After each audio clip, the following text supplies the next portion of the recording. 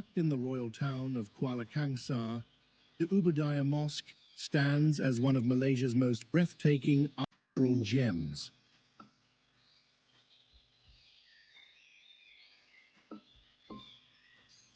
With its majestic golden domes and elegant white minarets, this mosque is the very image of Islamic artistry and spiritual grace.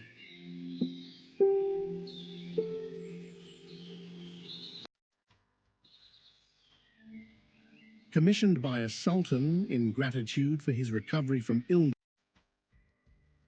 illness, the mosque was designed by a British architect and completed in 1917, blending Indo-Saracenic design with local craftsmanship.